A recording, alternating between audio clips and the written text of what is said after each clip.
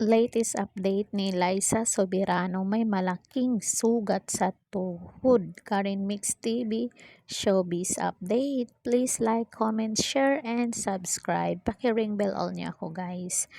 Disclaimer, ang larawang ito guys ay hindi pag-aari ng uploader. Ito ay kinukuha upang sa karagdagang impormasyon, credit to the rightful owner. So ayun nga guys, may sugat itong tuhod ni Liza Soberano.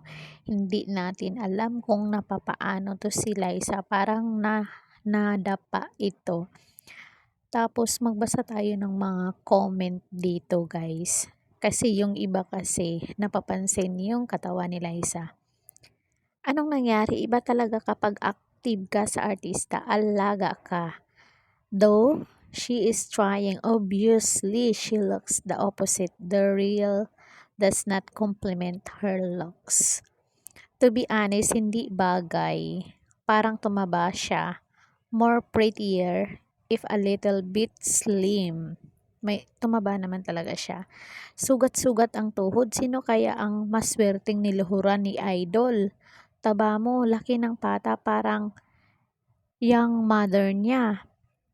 Filipino culture, porke tumaba, hindi na pwedeng mag-skirt. Kaya Pilipino, puro judgmental. Ayun yung mga comment nila kay Liza Soberano. So, anong masasabi nyo dito guys sa sugat ni Liza Soberano sa tuhod niya at ang pagka medyo chubby-chubby niya? Comment kung ano ang inyong pahayag dito. Kung nagustuhan niyo ang video to, please like, share, comment, and subscribe.